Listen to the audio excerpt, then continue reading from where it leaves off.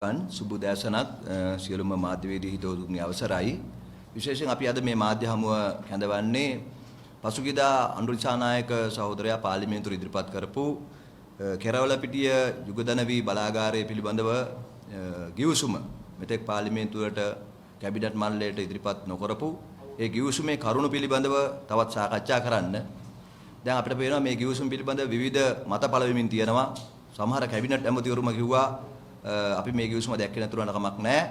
මොකද 69 ලක්ෂයක් ජනතාව ඡන්දය දීලා අනුමත කරලා තියෙන නිසා අපිට මේව අත්සන් කරන්න පුළුවන් කියලා. මම දැක්කා ඊයේ කියනවා සමහර අය මේ ගිවිසුම ඕන කෙනෙකුට බලන්න පුළුවන් මේක රහසිගත එකක් නෙමෙයි. ඒකින්ද අපි මේ ගැන වැඩි හෙව්වේ නැහැ කියලා. නමුත් මේ වෙනකම් පාර්ලිමේන්තුවේ ඉදිරිපත් කරේ නැහැ. සමහර කැබිනට් අමාත්‍යවරු මේ ගිවිසුමේ පිටපත් ලබා ගත්තේ අනුරිසානායක සහෝදරයාගෙන් බව ඔබ කවුරුත් දැන් දන්නවා.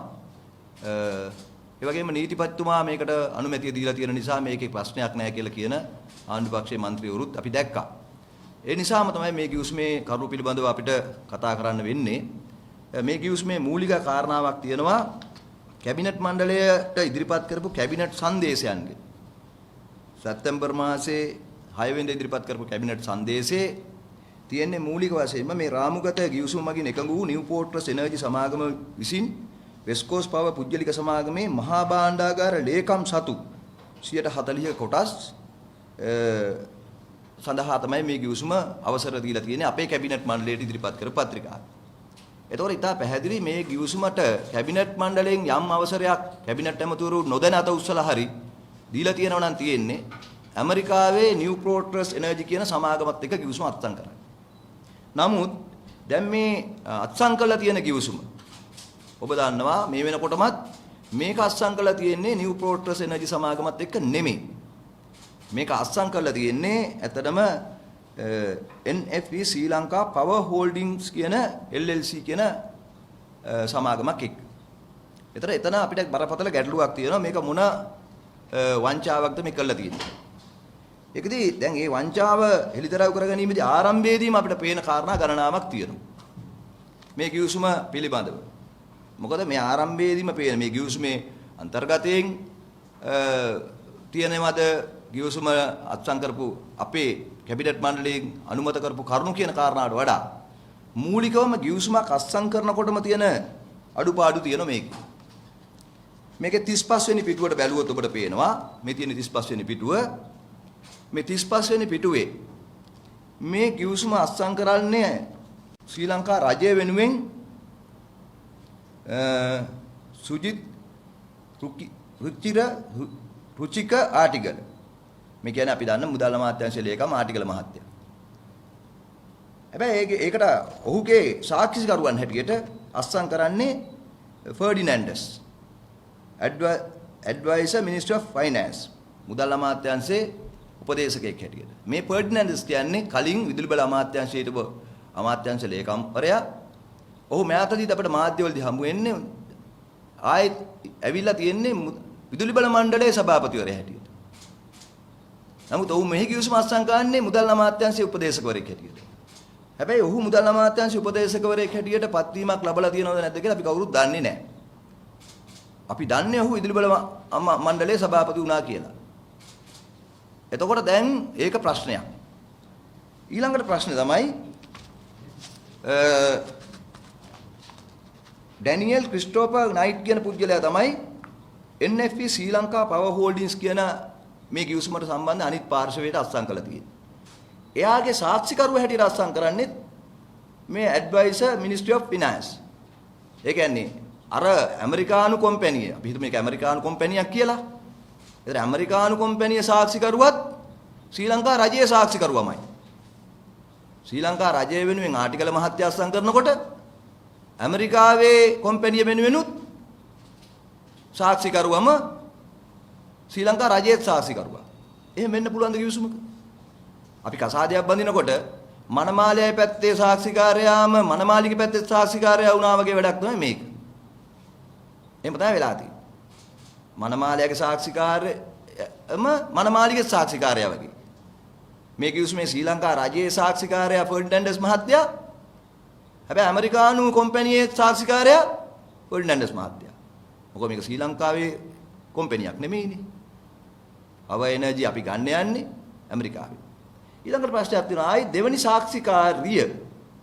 ඒ කියන්නේ ඇමරිකාවේ NFE කම්පැනියේ සාක්ෂිකාරිය නිමල්කා මොරහෙල නිමල්කා මොරහෙල. එයා තනතුර දාලා තියෙන්නේ ප්‍රොජෙක්ට් කෝඩිනේටර් කියලා. අපි මේ නිමල්කා මොරහෙල ගැනත් හොයලා බැලුවා.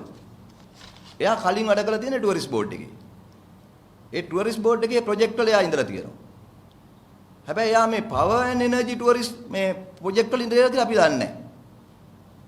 එයා NFE කම්පැනියේ මේ පෝර්ට්‍රස් කම්පැනි හරි නියෝජිතයෙක්ද කියලා අපි දන්නේ නැහැ. එයා ඒකේ ප්‍රොජෙක්ට් කෝඩිනේටර් කෙනෙක් කියලා අපි දන්නේ නැහැ.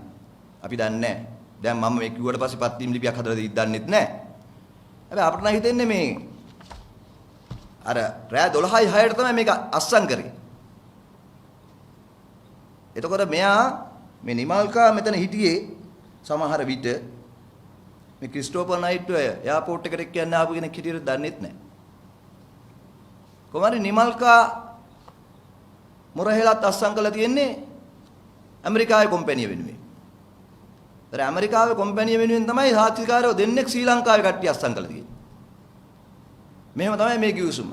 මේ කිවිසුම පටන් මේ ශ්‍රී ලංකාවට අනාගතයට මේ විදුලි බල ශක්තිය සැපයීමට ශ්‍රී ලංකාවේ රජය වෙනුවෙන් ශ්‍රී ලංකාවේ පුරවැසියන් වෙනුවෙන් කිවිසුමක් අත්සන් කරන හැටි. ඉතින් මේවා දකිනකොට අපිට හිතෙනවා මේවා පාර්ලිමේන්තුවේ කැබිනට් මණ්ඩලයට රටට හෙළිදරව් නොකළේ ඇයි කියලා හිතා ගන්න පුළුවන් කියලා. දෙපැත්තෙම සාක්ෂිකාරය එක්කිනා වෙනකොට ප්‍රශ්නයක් තියෙනවා. එතන බරපතල. ඊට පස්සේ මේ ක්‍රිස්ටෝෆර් නයිට් කියන්නේ කවුද? එයාගේ තනතුර මොකක්ද? එයා මේ නිව් ප්‍රෝට්‍රස් එනර්ජි සමාගමේ කවුද?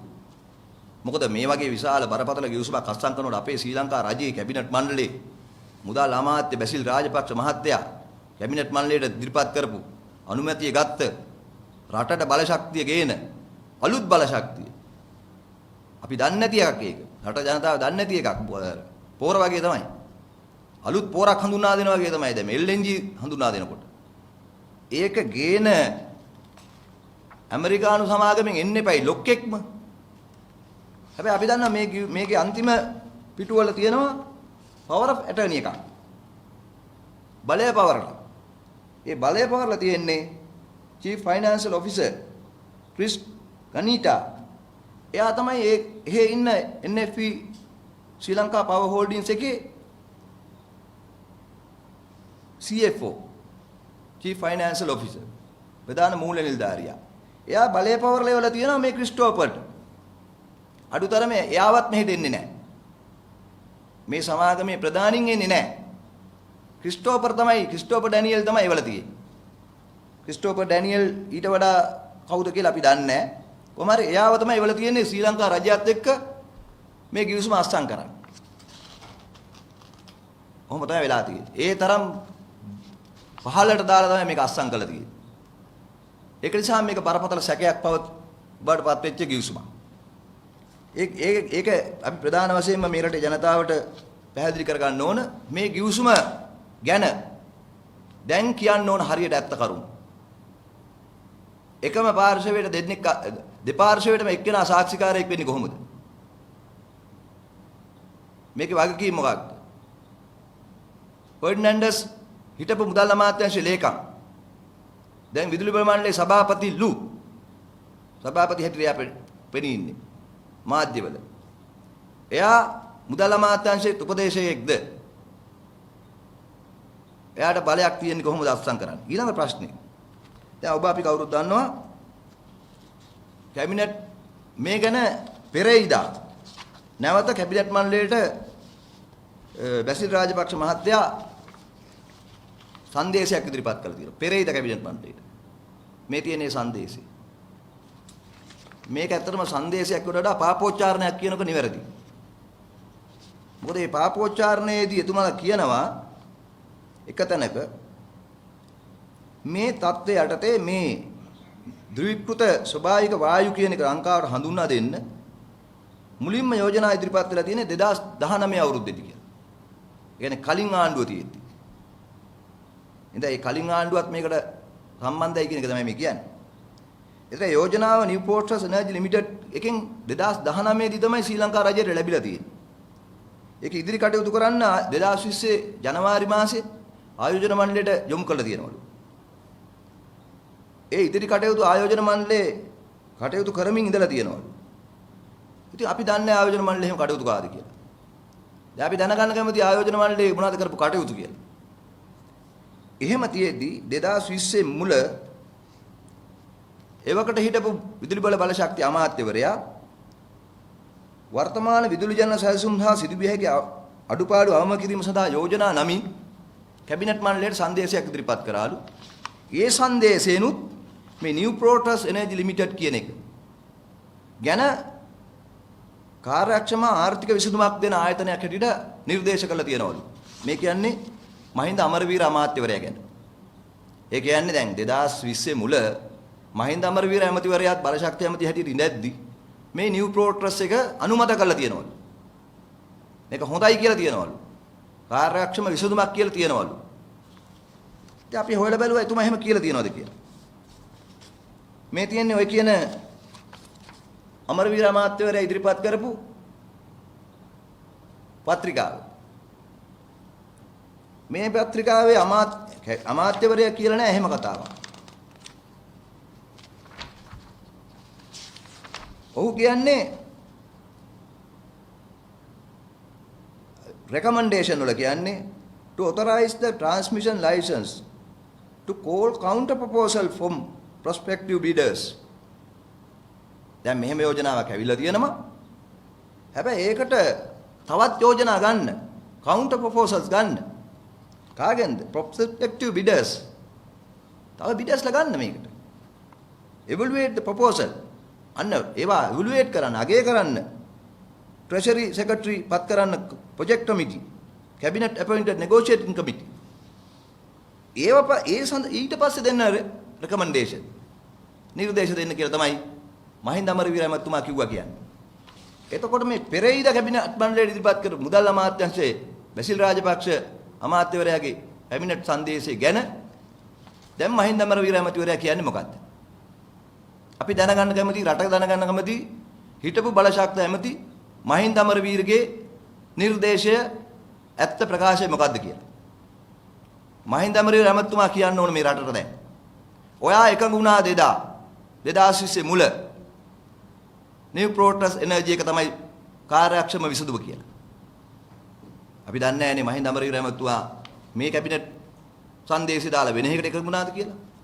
ඒකින්ද ඇත්ත කතාව මහින්ද අමරවීර මහත්මයා දැන් රටට කියන්න ඕන. කැබිනට් සංදේශය නම් තියෙන්නේ තවත් අයගෙන් ටෙන්ඩර් කැඳවන්න, ඒවා අගය කරන්න, අගය කළ වාර්තාවක් කැබිනට් මණ්ඩලයට දෙන්න කියලා. හැබැයි බැසිල් රාජපක්ෂ ඇමතිවරයා කියනවා මේක කාර්යක්ෂම විසඳුමක් කියලා එදා මහින්ද අමරවීර අමාත්‍යවරයා කිව්වා කියලා. ඊළඟට දෙවනි කොටසේ එතුමා කියනවා 2020 ඔක්තෝබර් මාස 20 වෙනිදා තම පූර්වගාමියා යොදන ලද ශීර්ෂය, පූර්වගාමියා කියන්නේ කවුද? මහින්ද අමරවීර.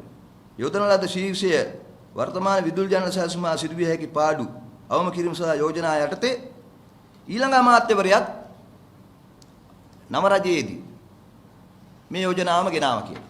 මේ කියන්නේ ඩලස් අලහප්පෙරුම ගැන. අපි ඒකත් හොයලා බැලුවා. මේ තියෙන්නේ ඩලස් අලහප්පෙරුම අමාත්‍යවරයා ඉදිරිපත් කරපු කැබිනට් මෙමොරන්ඩම් එක. ඒකේ ඩලස් අලහප්පෙරුම අමාත්‍යතුමා කියන්නේ නෑ නිව් පෝර්ට්ස් එනර්ජි එක සුදුසුම එක කියලා. එතුමා කියන්නේ එතුමාගේ රෙකමෙන්ඩේෂන් වල අර වගේමයි කියන්නේ. To obtain a detailed proposals from New Port Energy and GE to evaluate technical viability and call counter proposal from prospective bidders based on the characteristics of state thrown. ඒකෙත් කියන්නේ මොකද්ද? කැඳවන්න තවත් අයගේ. කැඳවලා ඒවා evaluate කරන්න. Appoint negotiation committee to evaluate the proposals. ඉස්සකුර තියෙන බව දැනගන්න ඕන. යෝජනාව නෙමෙයි යෝජනා. යෝජනා ඉවලුවේට් කරන්න. කළා රෙකමෙන්ඩේෂන් දෙන්න කැබිනට් එකට කියලා. දැන් අපිට බැසිල් රාජපක්ෂ මුදල් අමාත්‍යවරයා කියන කතාව ඩලස් අලහප්පෙරුම ඇමතිවරයා කියන්නේ මොකක්ද? ඩලස් අලහප්පෙරුම ඇමතුමා දැන් රට කියන්න ඕන. ඔබතුමා කිව්වේ නිව් ප්‍රෝටස් එනර්ජි එකේ යෝජනා විතරක් පිළිගන්න කියලාද? තවත් බිඩර්ස්ලගෙන් තවත් යෝජනා කැඳවලා ඉවලුවේට් කරන්න කියලාද? අපිට පේන්නේ නම් ඔබතුමා කියලා නෑ නිව් ප්‍රෝටස් එනර්ජි එක විතරක් පිළිගන්න කියලා.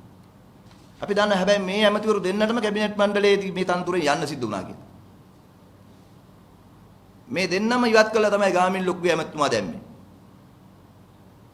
ඒ වගේම විදුලි බල මණ්ඩලයේ හිටපු සභාපතිතුමා ඉවත් වෙලා තමයි අද මේ කිව්සුමේ සාක්ෂිකාරයා වන ෆර්ඩිනැන්ඩස් මහත්තයා මෙතනට ගෙනාවේ.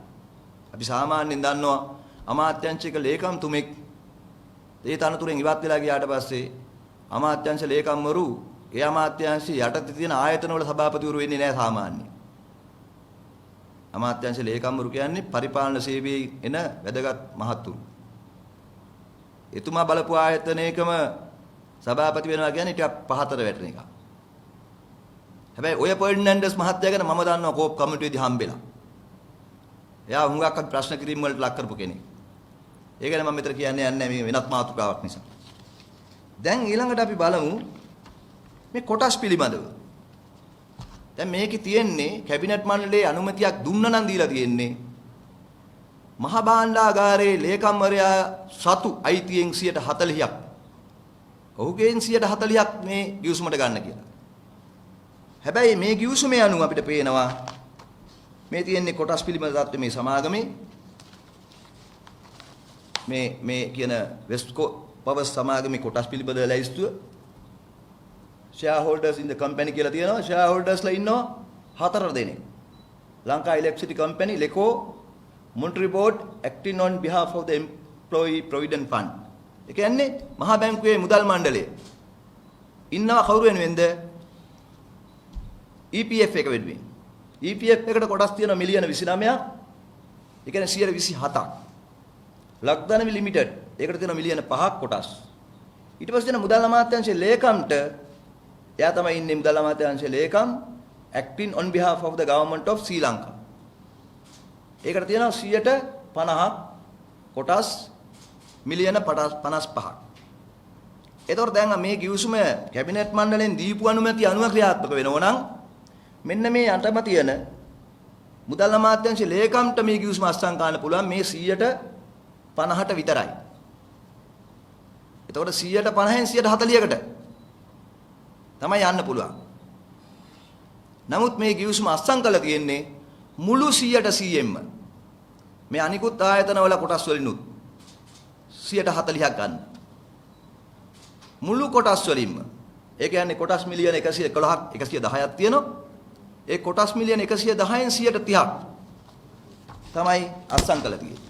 පළවෙනි කොටසෙදි ෆස්ට් ස්ටේජ් පළවෙනි කොටසේ කොටස් දීලා තියෙන්නේ කොහමද?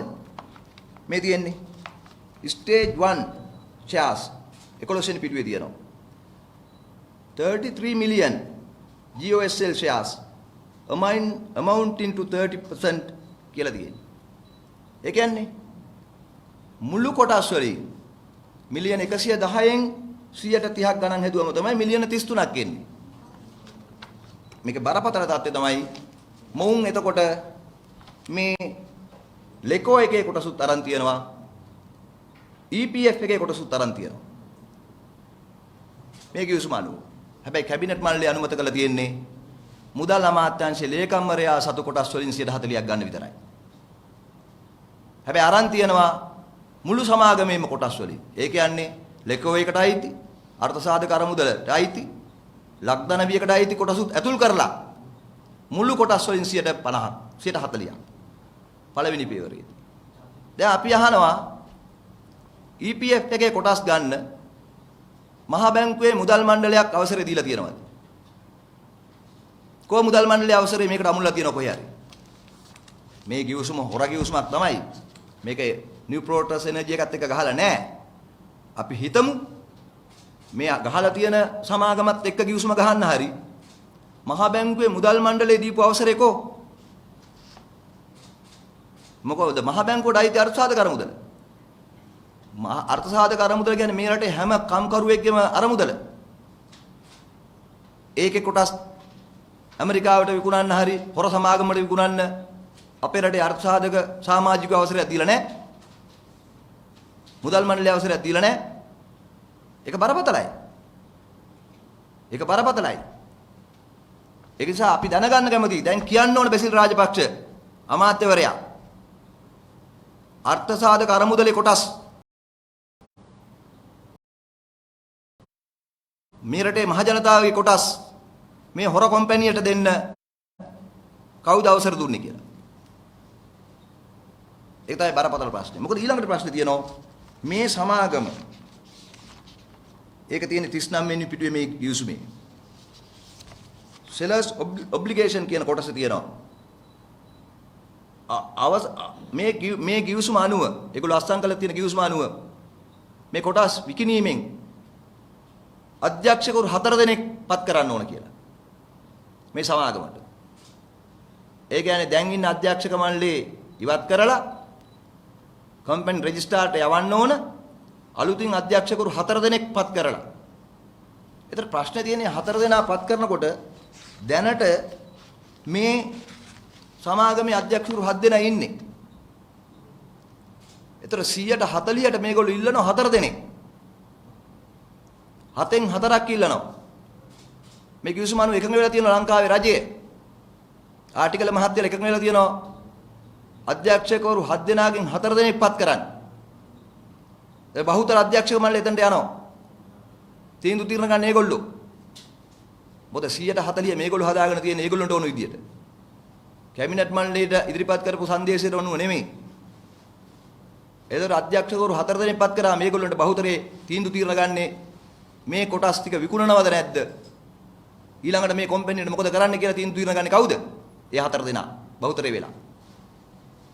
ඒතර අපි අහන අර්ථ සාධක අරමුදලෙන් සමාජියෙක් නැද්ද?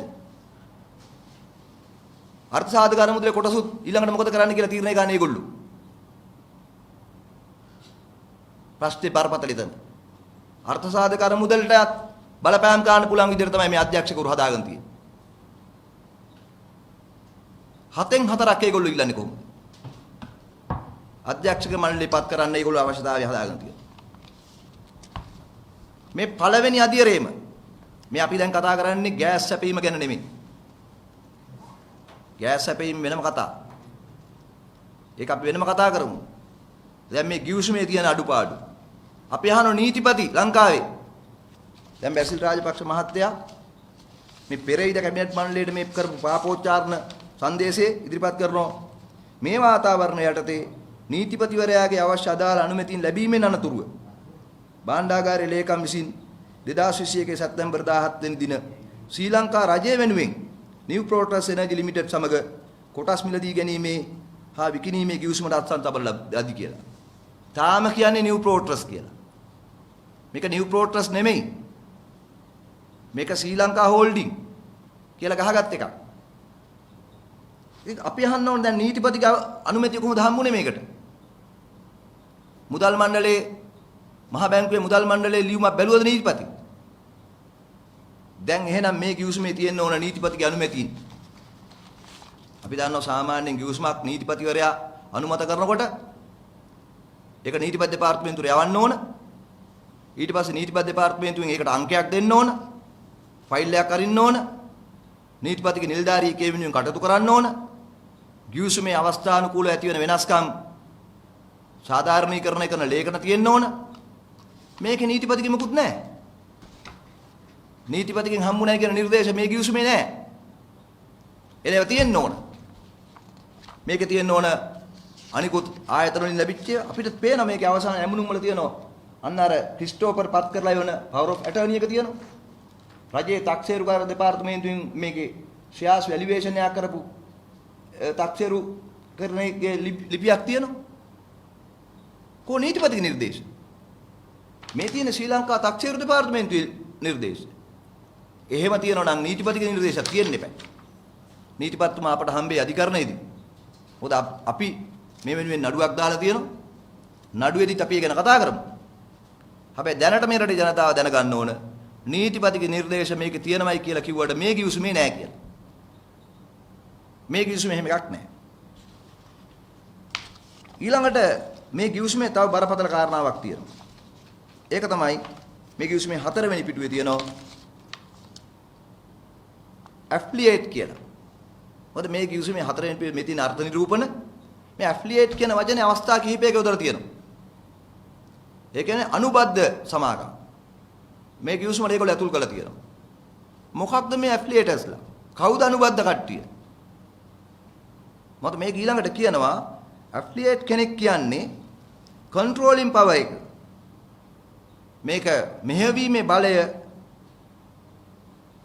control means ownership directly or indirectly of more than 50% of shares or voting right in the legal entity. එතන 50ක් කතාවක් තියෙනවා. මේ ඇෆ්ලියේට් කියන අනුබද්ධ අයට 50ක අයිතියක් තියෙන්න ඕන කියලා කියනවා. හැබැයි අපි දන්න මේ කොටස් කිවිසුම ගිහිලා තියෙන 40ට.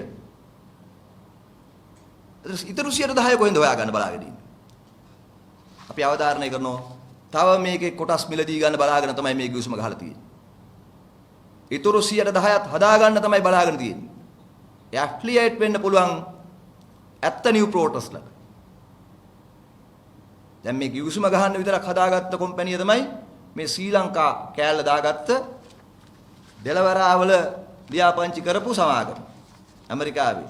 හැබැයි නිව් ප්‍රෝටස් ඉන්නේ නිව්යෝක් වල. මේ දෙලවරාවල ලියාපදිංචි කරපු සමාගම තමයි NFP ශ්‍රී ලංකා පවර් හෝල්ඩින් කියන එක. එතකොට තුන්වෙනියෙක් ඉන්න මේකේ.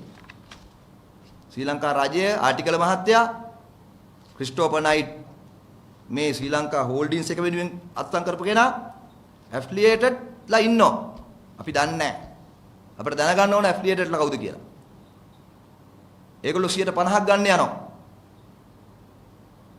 50ක් ගන්නේ කොහෙන්ද කියලා අපි දන්නේ නැහැ. අපිට සැකේ තියෙන අර්ථසාධක අරමුදල ගැන. අර්ථසාධක අරමුදලේ ඊටු 127ක් මේකේ තියෙනවා.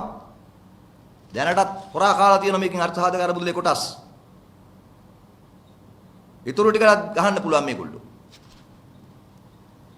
ඒක තමයි ඇෆ්ලියේටඩ් කියන එක දාගෙන තියෙන අනුබද්ධ කරලා තියෙන. ඊළඟට මේක නීති අනුකූලභාවය. මේක පාර්ලිමේන්තුවට ගේන්නේ නැත්තේ ඇයි? මේක කැබිනට් මණ්ඩලයට හැංගුවේ ඇයි? ඒ හංගපු හේතු හොයාගන්න ඕන. මේ තියෙන්නේ අපේ ආණ්ඩුක ව්‍යවස්ථාව. අපේ ආණ්ඩුක ව්‍යවස්ථාව 157 වෙනි වගන්තිය තියෙන්නේ අන්තර්ජාතික කිවිසුම් හා සම්මුති. මේක කියන්නේ මොකද්ද? ශ්‍රී ලංකා රජයේ නීති යටතේ සංස්ථාගත කරන නැතහොත් සංස්ථාපනය කරන සංස්ථාවල සමාගම් වල හෝ වෙනත් සංගම් වල ශ්‍රී ලංකාව තුන ආයෝජන වඩාලීම හෝ ආරක්ෂා කිරීම සඳහා ඇති කරගත් යම් කිවිසුමක් හෝ සම්මුතියක් ජාතික ආර්ථිකයේ වර්ධනයට අත්‍යවශ්‍ය වන්නක් බව මුළු පාර්ලිමේන්තුවේ මන්ත්‍රීවරුන්ගෙන් මන්ත්‍රීවරයන් සංඛ්‍යාවෙන් 3/2කට අඩු සංඛ්‍යාවක් විසින් පක්ෂව ඡන්දයේදී සම්මත කරනු ලබන යෝජනා සම්මතයක් මගින් පාර්ලිමේන්තුව විසින් අනුමත කරන ලැබුව අවස්ථාවක මෙහෙම එකක් මේකේ කළා නැහැ. මේ කිවිසුමට අදාළව. ඒ කිවිසුමට හෝ සම්මුතියට ශ්‍රී ලංකාව තුල නීතියේ බලපෑම ඇති අතර රාජ්‍ය ආරක්ෂාව තහවුරු කිරීම පිණිස හැර ඒ කිවිසුමේ හෝ සම්මුති විධිවිධාන කඩ කරන කිසිම ලිඛිත නීතියක් පැනවීමක් හෝ සෑදීමද විධායක හෝ පරිපාලන ක්‍රියාවක් කිරීමද නොකළ යුත්තේ කියලා. ඒ කියන්නේ ශ්‍රී ලංකාවේ ජාතික ආරක්ෂාව වෙනුවෙන් ශ්‍රී ලංකා රටේ ආර්ථිකයේ සංවර්ධනය වෙනුවෙන් යම් කිවිසුමක් පාර්ලිමේන්තුවේ 3/2න් අනුමත කළ ඇතනම් ඒකට බලපාන විදියට නීති රීති හදන්න බෑ කියලා. මේකෙන් කරන්නේ එහෙම කිවිසුම් අනුමත කරන්න ඕන කියලා කියන්නේ. හැබැයි මේක එහෙම ගෙනල්ලා නැහැ. ඉතින් ගෙනාපු නැති එකට 3/2ක් අදාළ වෙන්නෙත් නැහැ කියලා කියන්න පුළුවන්. ඒතකොට වෙන්නේ මොකද්ද? මේ කිවිසුම ලංකාවේ නීතියට අදාළ වෙන්නේ නැහැ. මේ ගහලා තියෙන කිවිසුම ලංකාවේ නීතියේ රැකවරණයක් නැහැ. හැබැයි මේ කිවිසුමෙන් ආවරණය කරන්න ඕන ජාත්‍යන්තර නීති රීති ඔක්කොම. මේ ලංකාවේ ජාතික ආර්ථිකයට බලපාන කිවිසුමක් පාර්ලිමේන්තුවට ගෙනල්ලා සම්මත කළා නැහැ. නැති නිසා ලංකාවේ නීතියෙන් බලපෑමක් නැහැ. හැබැයි මේ කිවිසුමේ මේ කියලා කිවිසුමේ තියෙනවා මේක අදාළ වෙන තැන්. මේක එක තැනක කියනවා මේකට අදාළ වෙන එංගලන්ත නීතිය. තව තැනක කියන මේකේ බේරුම් කරණයක් යන්න ගියොත් එimhe. යම් ගැටලුවක් සම්බන්ධයෙන් බේරුම් කරන ස්ථානයේ සිංගප්පූරුව.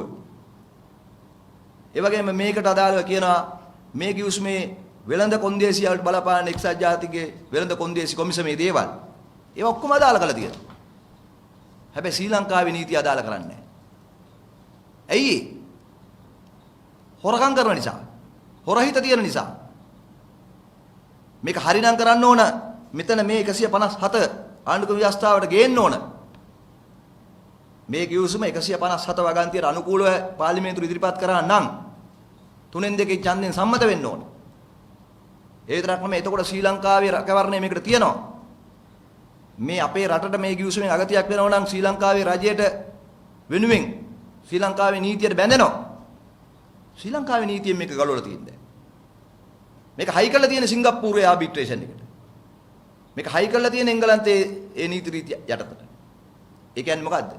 ඒ කම්පැනි වැඩි හරියට කරගෙන තියෙනවා. අපේ කට්ටිය ශ්‍රී ලංකාවේ නීතියෙන් මේක අයින් කරලා තියෙනවා. බරපතල ප්‍රශ්නේ ශ්‍රී ලංකාවේ නීතියෙන් විතරක් නෙමෙයි.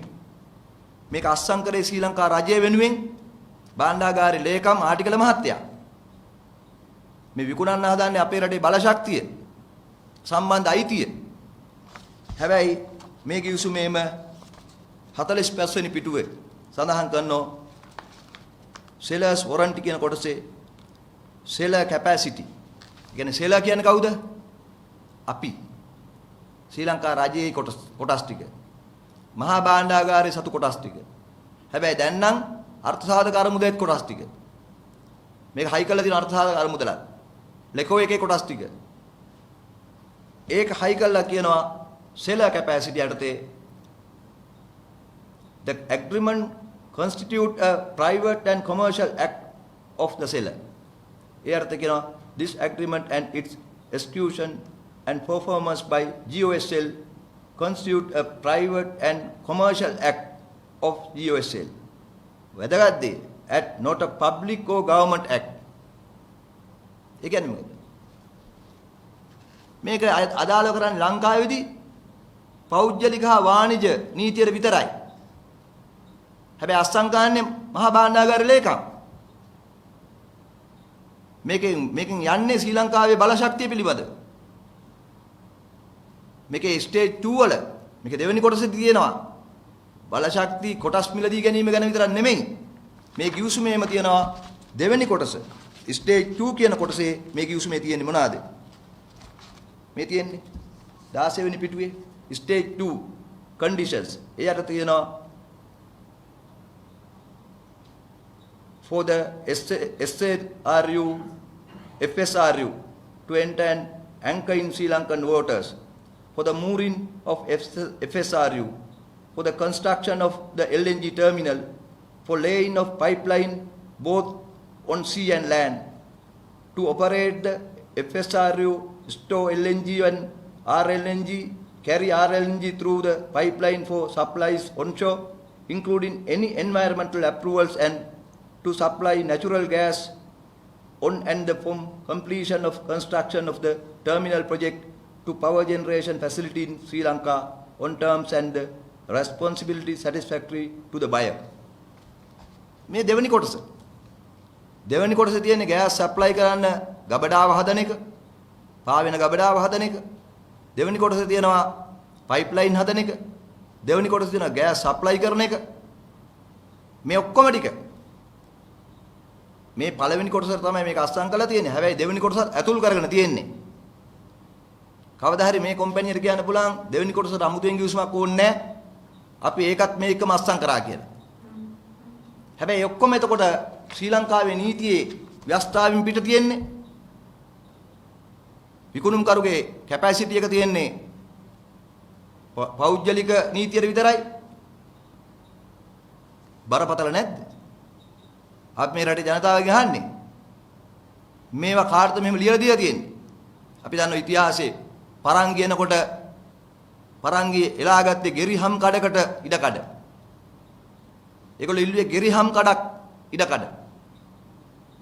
අපේ රජවරුන්ට තේරුන්නේ නැහැ ගෙරිහම් කඩේ කතාව. පස්සේ පරංගි මොකද කළේ? මේක තීරු වලට ඇදලා කෝට්ටේ රාජධානිය හදාගත්තා කියලා ඉතිහාස කතාවේ තියෙනවා. පෘතුගීසි ඇවිල්ලා මුලින්ම අපේ සමාවෙන් අපේ මේ බලකොටු හදාගත්තා. ඒගොල්ලොන්ගේ බලකොටු හදාගත්තා. ලංකාවට ඇතුල් වෙන දොරටු වල බලකොටු හැදුවේ එහෙමයි. මේක තමයි ඉතිහාස කතාව. ගෙරිහන් කඩක් හදාගන්න ඉඩගත්ත පෘතුගීසි වගේ තමයි අද මේ LNG ගෙවිසුමට එන්නේ. හැබැයි වැඩේ තියෙන්නේ මේකේ ගෙරිහන් කඩ හදන්නේ අපේ රටේ උන්. මේකේ ගෙරිහන් කඩ හදන්නේ අරගොල්ලෝ නෙමෙයි. ඒගොල්ලෝ වෙනුවෙන් මේ අපේ රටේ බල ශක්තිය කෙරවල පිටියේ කොටස යුගදනබි බලාගාරයේ අයිතිය අර ගෙරිහම් කඩේ වගේ තීරු වලට ගලවලා හදන්නේ අපේ කට්ටිය. ඉතින් සමහර කැබිනට් මණ්ඩලයේ ඉන්න ඇමතිවරු කියනවා මේක ගිය සතියේ බාත් දැක්කලු කියවලු වැදගත් නැති නිසා පොඩ්ඩක් පැත්තකින් දාලා තිබ්බලු. සමහරු කියනවා අපිට කොහොමද ජනමතය හම්බෙලා තියෙන්නේ ඕන දෙයක් කරන්න ඒකින්ද ප්‍රශ්නයක් නැහැ. මේක අහන්න ඕනද අපේ රටේ ජනතාව? මේ ඇමතිවරු කියන දේ අහන්න ඕනද අපේ රටේ ජනතාව? අපි අහන්නේ ඒකයි.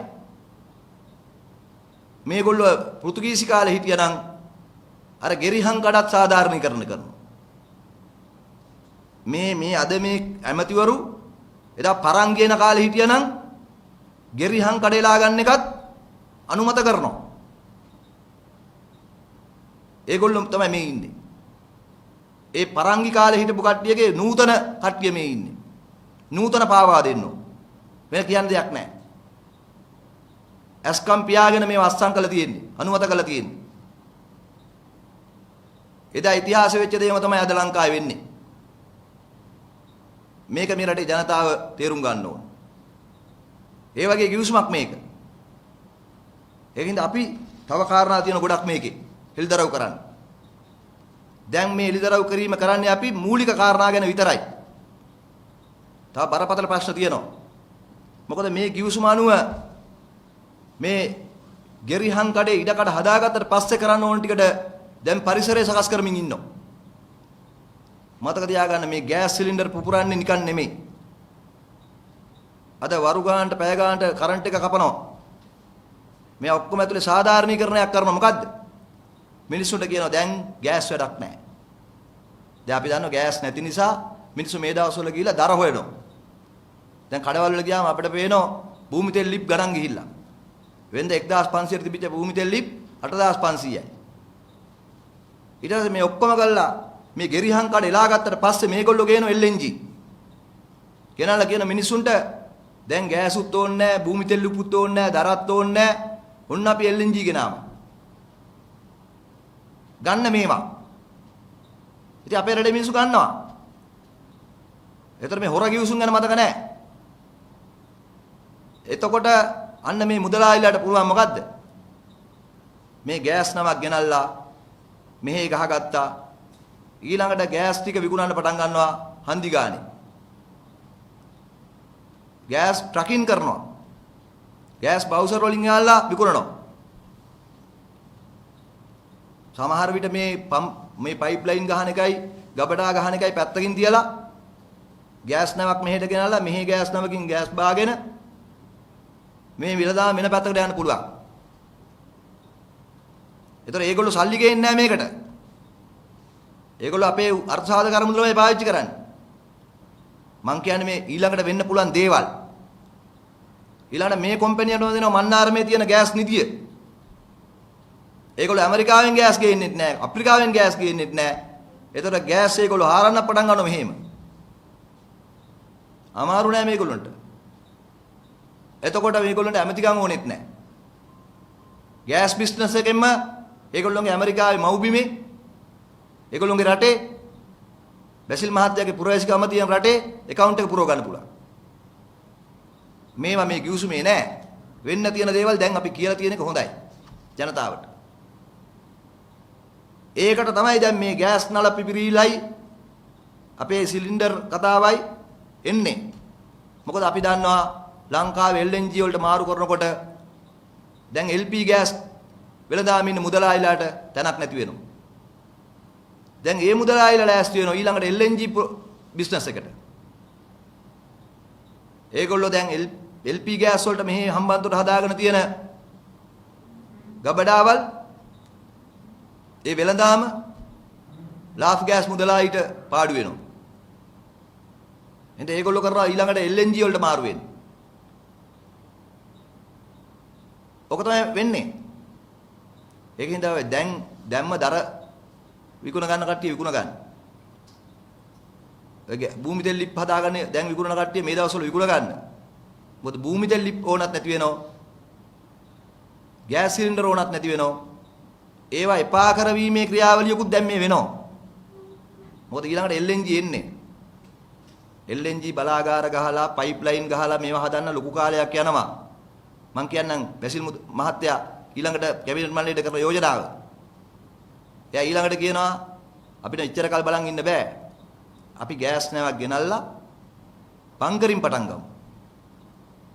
මොකද අද සිංගප්පූරුව තමයි මේ අපේ කලාපේ බංකරින් කරන්නේ ගෑස් වල. ඊළඟට බංකරින් බිස්නස් එකට එන්න තමයි මේ හදන්නේ. ඒ කියන්නේ නැව් වලින් ගෑස් LNG බිස්නස් එක. බංකරින් ඇන් ට්‍රකින් ඊළඟට. ට්‍රකින් කියන්නේ අපේ මේ බවුසර් වලින් කරන බිස්නස් එක. ඕක තමයි ලංකාවේ ඊළඟ බිස්නස් එක. ඒ බිස්නස් එකට ඕන කරන නීත්‍යානුකූලභාවය හොර රහසේ ගිවිසුම් ගහලා හදා ගැනීම තමයි දැන් මේ කරන්නේ. මේ අපි කියන්නේ ඉදිරි අනාවරණයක්. මේ ගෑස් වෙළඳාමේ ඊළඟ පියවර. ඒකත් මේ දැනට අපි කියලා තියෙනවා. මේ මුදලායිලා අපේ රට වෙළඳාම් කරන්නේ එහෙමයි. මේ වෙළඳ මාෆියාව අද කැබිනට් මණ්ඩලයේ ඉන්නවා. මේ වෙළඳ මාෆියාව බලශක්ති වෙළඳ පොලේ ඉන්නවා. ඒ නිසා තමයි මම මේක අනාවරණය කරන්නේ. මේගොල්ලෝ මේ එක්සත් ජනපදයේ තියෙන මේ ඩෙලවරා කියන ප්‍රාන්තයට ගියේ මේ බිස්නස් එකට. නැත්තම් නිව් ප්‍රෝසෙස් එනර්ජි කියන්නේ හොඳ කම්පැනියක්. නම් ඒගොල්ලෝ එන්නේ නීත්‍යානුකූල ක්‍රමයට. තව දෙයක් තියෙනවා මට අමතකුණා ඒක කියන්න. ඒකත් කියන්න. මේ පෙරේදා මුදල් අමාත්‍යාංශයට දාපු පාපෝච්චාරණ සංදේශේ බැසිල් රාජපක්ෂ මහත්තයා කියනවා මේකට සම්බන්ධ වුණාලු මේ අර 2020 නොවැම්බර් 2 වෙනිදා අමාත්‍ය මණ්ඩල සටහනක් මගින් විදේශ අමාත්‍යවරයා ඇමරිකා එක්සත් ජනපද රාජ්‍ය ලේකම් අතිගරු ඒකට නම් අතිගරු කියලා දාලා තියෙනවා. මයිකල් ආර් පොම්පියෝ මහතාගේ ශ්‍රී ලංකාවේ නිල සංචාරය. ඒ මයික් පොම්පියෝත් මේක කිව්වලු. මයික් පොම්පියෝ කියලා තියෙනවා මේ ගෑස් වෙනදාම ඕගොල්ලෝ කරගන්න කියලා. දැන් තමයි ඒකත් කියන්නේ. අපි ඒ කාලේ කිව්වා මේ පොම්පියෝ එන්නේ හොඳ කර නෙවෙයි කියලා.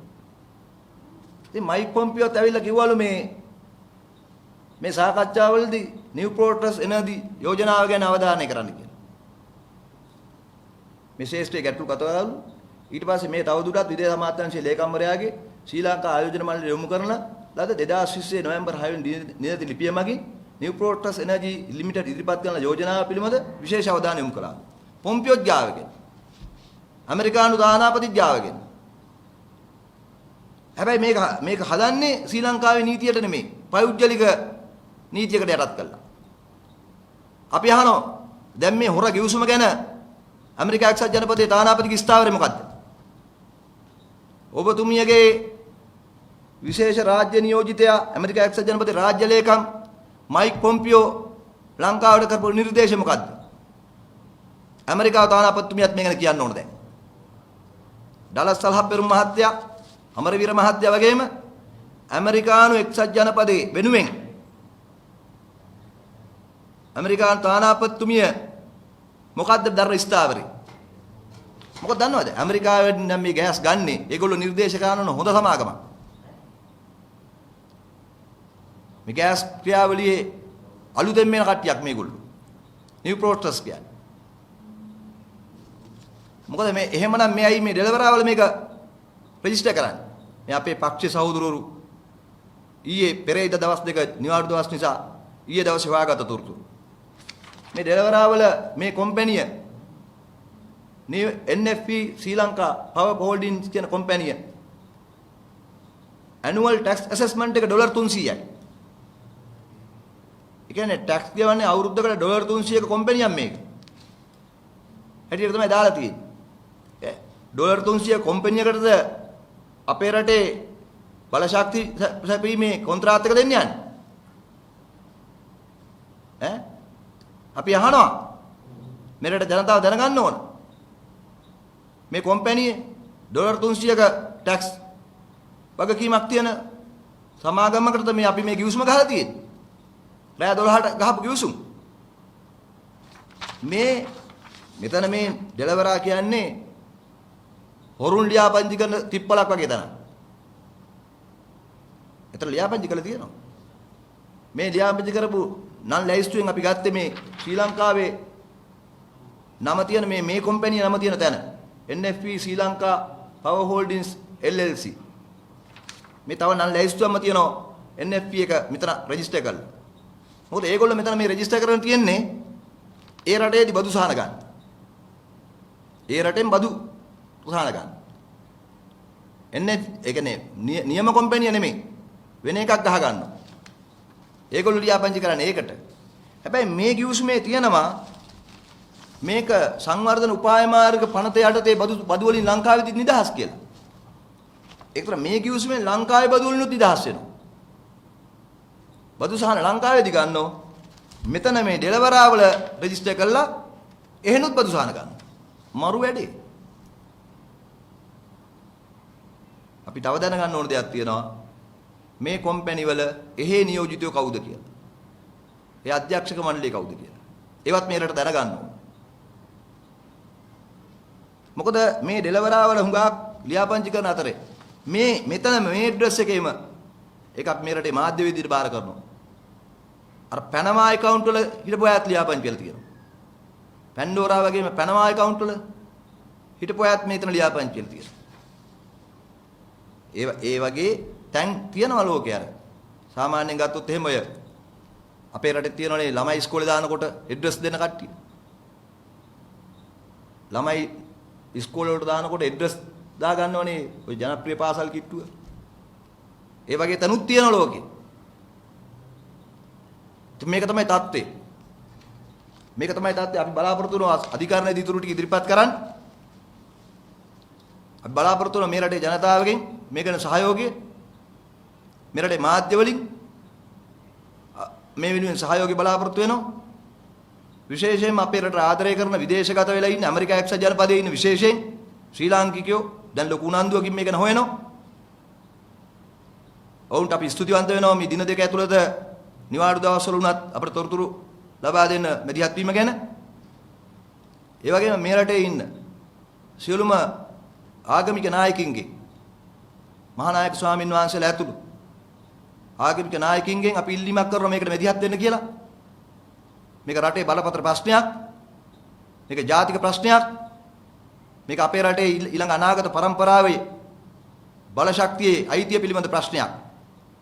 ඒ වගේම මේක වෙනුවෙන් නිහඬ කළා තියෙන ආණ්ඩුවේ කැබිනට් මණ්ඩලයේ ඉන්න අමාත්‍යවරුන්ගෙන් අපි ඉල්ලාමක් කරනවා මේ වෙනුවෙන් හඬ අරින්න කියලා.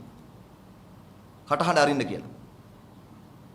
විශේෂයෙන් ඉදිරියේදීත් අපි මේක ගැන තවදුරටත් කරුණු අනාවරණය කරන්න බලාපොරොත්තු වෙමින් අපේ සාකච්ඡාව අවසන් කරනවා. ඔබට තියෙන ගැටළු ප්‍රශ්න ඉදිරිපත් කරන්න කියලා ඉල්ලා සිටිනවා.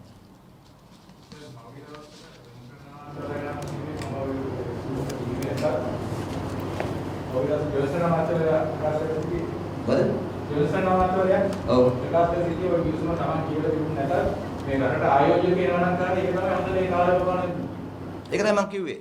අර පරංගික කාලේ හිටපු ගෙරිහම් කඩට ඉඩ දුප්පු කට්ටිය තමයි. ඒගොල්ලෝ S2 පියාගෙන තමයි ආඩ අස්සම් කළ තියෙන්නේ. ආයෝජන එනවා කියලා මේවත් ආයෝජනද? මේවා ආයෝජනද? මේවා ආයෝජන නම් මීට වඩා හොඳයි කොහේ හරි රටකට ගිහිල්ලා ඇමරිකා එක්සත් ජනපදයට ගිහිල්ලා අර හෝම්ලස්ලා වගේ ඉන්න කට්ටිය ඉන්න හිඟා කනවා. අන්න එහෙම හිඟා කෑවන. මීට වඩා දෙනවා මිනිස්සු එන. කැබිනට් මණ්ඩලේ ඉන්න කට්ටිය යවුවනම් හොඳයි ඇමරිකා එක්සත් ජනපදයේ පේමන්ට් එකේ ඉඳලා හිඟා කාලා වරින් කියලා. මේ වගේ රටපාව දෙන්නේ නැතුව. අපිට කියන්න තියෙන එච්චරයි. ඒගොල්ලෝ පාර්ලිමේන්තුවෙත් ඇවිල්ලා නිදා ගන්නවා කැබිනට් මණ්ඩලෙත් ගිහලා නිදා ගන්නවා. ඉතින් ඒකින්ද ඔය මේ මිනිසුන්ට අපේ රටේ නිල නිවාස දෙන්නේ. ඉස්සරහින් පස්සෙන් ගාඩ් එක දාලා ආරක්ෂකයෝ දීලා පරිස්සම් ගන්න ඕන මේ මිනිස්සුත්. අපි මේ රටේ ජනතාවගෙන් අහන්නේ. ආරක්ෂකයෝ දීලා, නිල වාහන දීලා, නිල නිවාස දීලා, පරිස්සම් කරන්න ඕන S2 පියාගෙන කියවන්නේ නැතුව අස්සම් කරලා රට විනාශ කරන විගුණන මේ මිනිස්සුද? ඕවා මම කියන්නේ ඒ වගේම මේ මාධ්‍යවල තව පෙන්වන්න බුදුමන්ලා. ඒක රටේ ජනතාවට තේරෙයි මේ මිනිස්සු කැබිනට් මණ්ඩලයට යවන්න ඕනේ මොකටද කියලා. යවුවේ මොකටද කියලා. ඒ කියන ප්‍රකාශ වැඩිපුර දාන්න. හොඳයි. අපෙන් නම් ඒවට පැහැදිලි කිරීම ඉල්ලන්න එපා. මොකද අපේත් කේන්තිය වැඩි වෙනවා. දැන් ඔය කියන අතරේ මේ තුමින් සාපතයක් වෙනවා කියලා පාර්ලිමේන්තුවේ උදව්වක් ප්‍රකාශ කරා. දැන් ඔය වගේ ප්‍රකාශන කරන කැබිනට් සමාජයේ ඉන්න බාහිරින් මම ප්‍රකාශ කරේ නෑ. ව්‍යවස්ථාවේ තියෙන දේ මං කිව්වේ. ව්‍යවස්ථාවේ තියෙනවා ජාතික ආරක්ෂාව ගැන එහෙම නැත්නම් ජාතික ආර්ථිකය ගැන වැදගත් ගිවිසුම් අන්තර්ජාතික ගිවිසුම් හා සම්මුතීන් ඇති වෙනවා නම් ඒවා රටේ නීතියට අදාළ වෙන්නේ පාර්ලිමේන්තුවේ සම්මත කරාම කියලා. සම්මත කරන්න ඕන කියන්නේ මම නෙමෙයි ශ්‍රී ලංකාවේ ව්‍යවස්ථාව. ඉතින් මේ ව්‍යවස්ථාවේ දිවුරුම් දීලා තමයි මේගොල්ලෝ ඇවිල්ලා ඉන්නේ පාර්ලිමේන්තුවට. මේගොල්ලන්ට එහෙම කියන්න දෙයක් බෑ කවදාකවත් මම දැක්කේ නෑ දන්නේ නෑ. මට නිින්ද ගිය වෙලාවක තමයි ඔක දාලා තියෙන්නේ කියලා. එහෙම කියන්න බෑ. ව්‍යවස්ථාවට අනුව පාර්ලිමේන්තුවේ ඉන්නවනේ.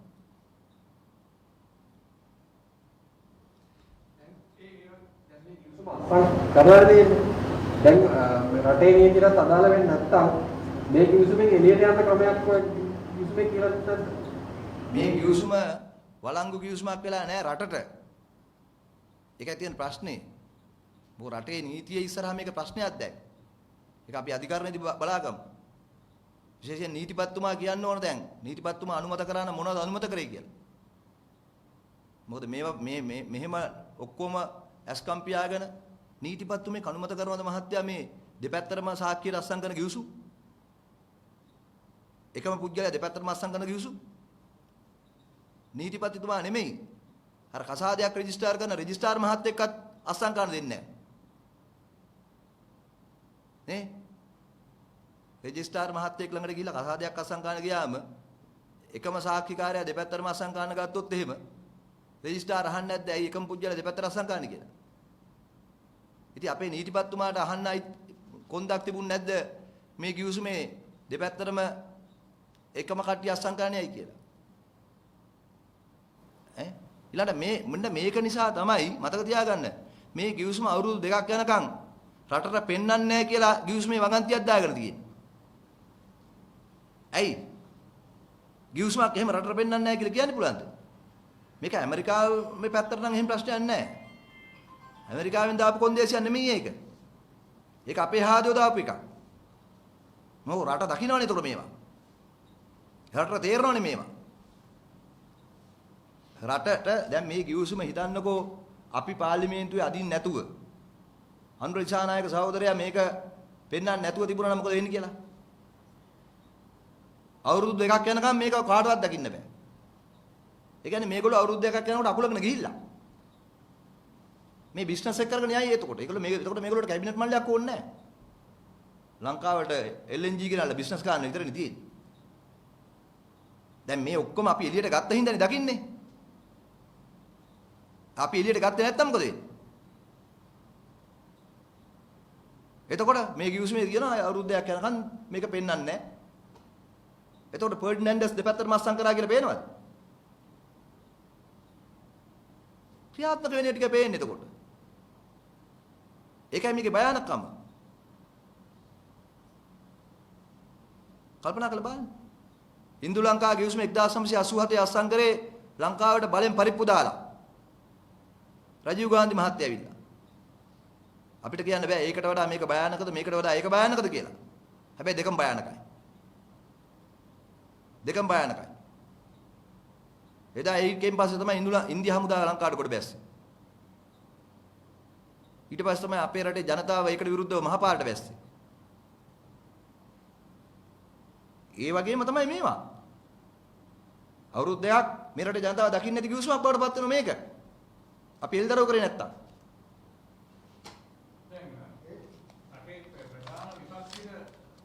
මේ සම්බන්ධයෙන් කතා කරන සම්බන්ධ මුතුමාලාට සයිඩ් එකේ පුළුවන් ඩිසිප්ලින් සම්බන්ධයෙන්. මම එන්නවා නයි. රටේ ප්‍රධාන විපක්ෂයක් තියෙනවා. තියනවාද? එහෙම කියනවනේ. ප්‍රධාන කියන්නේ මොකද? දැන් ඔබතුමා කියනවා රටේ ප්‍රධාන විපක්ෂයක් තියෙනවා කියලා. ප්‍රධාන කියන්නේ මොකෙන්ද? ප්‍රධාන කියන්නේ වැඩිම ඊට පස්සේ බලයක් තියෙන විපක්ෂයේ ප්‍රධාන විපක්ෂය කියන්නේ. එහෙමද?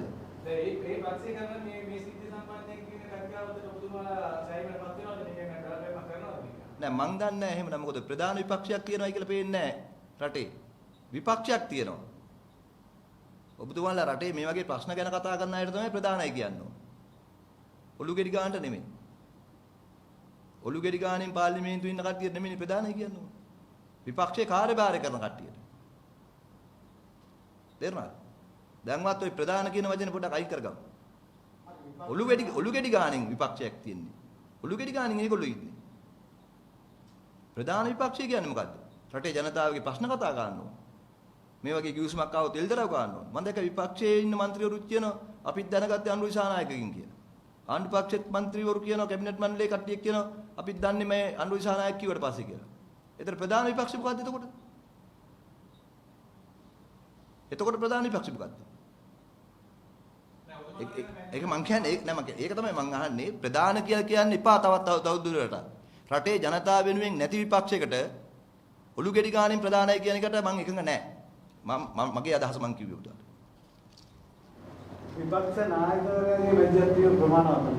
ඉතින් ඔබතුමාලා පේනෝනේ ඒක. රටේ ජනතාවට පේනෝනේ. මගෙන් අහන්න අවශ්‍ය මට නම් ප්‍රමාණවත් නැහැ කොහෙත්ම මට අදාළත් නැහැ ඒක. මොකද අපට නායකයෙක් ඉන්න නිසා. අපේ නායකයාගේ මැදිහත්වීම ගැන අපි 100%කින් සෑහීමටපත් වෙනවා.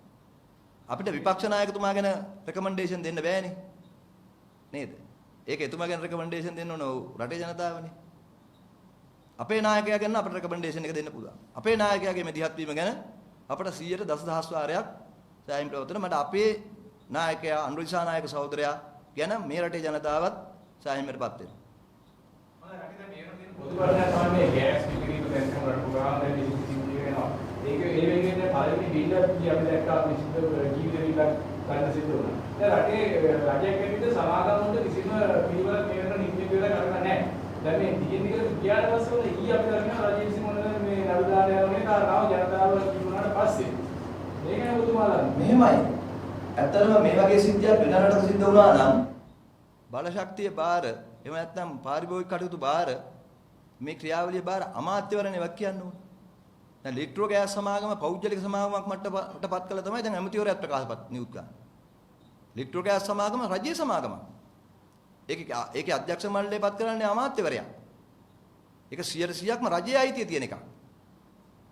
එතකොට රජයේ මේ ඉලෙක්ට්‍රෝ සමාගම මේකට වක් කියන්න ඕනේ කියලා ඇමතිට කියන්න බෑ.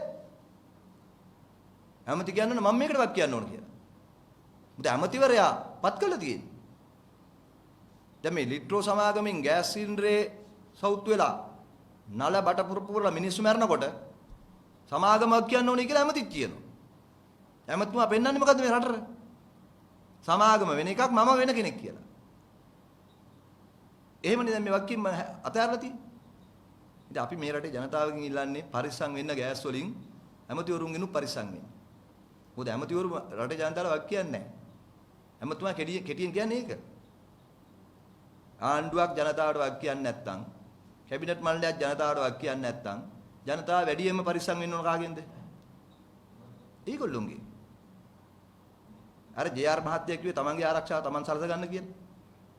ඒ වගේ තමයි දැන් මේ කැබිනට් මණ්ඩලයේ කට්ටිය කියන්නේ. වක් කියන්නේ නැහැ. ඔකින් තේරෙන්නේ එක දෙයයි. නැත්නම් රජයෙන් පත් කරපු සමාගමක් අධ්‍යක්ෂක මණ්ඩලයේ පත් කරලා තියෙන රජයේ සමාගමකින් වෙන වැරද්දකට ඇමතිවරයාම මාධ්‍ය වලට ඇවිල්ලා කියනකොට සමාගම වක් කියන්න ඕනේ කියලා මාධ්‍යවේදීන් හැටියට ඔබතුමාලත් අහන්න ඕන. ඉතින් ඇමතුමත් වක් කියන්න ඕනේ නැද්ද කියලා? ඇයි ඇමතිවරයා නිපත් කළා තියෙන්නේ? නේද? ඇමතිවරයා පත් කරපු අධ්‍යක්ෂ මණ්ඩලෙම ඉන්නේ. ඉලෙක්ට්‍රෝ ගෑස් සමාගමේ සභාපති කවුද? එයා කොටස් වෙළඳ පොලෙන් ආපු කෙනෙක් නෙමෙයි. එයා ඇමතිවරයා පත් කළා තියෙන්නේ. ජනාධිපති පත් කළා ඇත්තේ. ඉතින් ජනාධිපති වක් කියන්න ඕනේ නැද්ද එතකොට? ඉතින් ඒගොල්ලෝ මේක අත හොදගෙන හරියන්නේ නැහැ. ඔය මැරෙන්න නෙමෙයි. ඔය පුපුරන හැම සිලින්ඩරයකම වක්කීම ආණ්ඩුව ගන්න ඕන. ආණ්ඩුවක් කියන්න ඕනේ ඒවට. මිනිස්සු බය කරලා තියනවාද? කේවල් වලට බය වෙලා ඉන්නේ මිනිස්සු. අද වෙළඳ පොලේ කඩේක කොත්තු හදන්නේ වැඩ කරන්නේ නැහැ මිනිස්සු. සේවකයෝ. ගෑස් සිලින්ඩරන් ඉන්න බයයි. ඉතින් ඒ තත්ත්වයට පත් වෙලා තියෙන්නේ. ඉතින් ආණ්ඩුවක් කියන්න ඕනේ නැහැ කියලා කියන්න බෑ. එහෙනම් බොහොම ස්තුතියි හැම දිනාටම.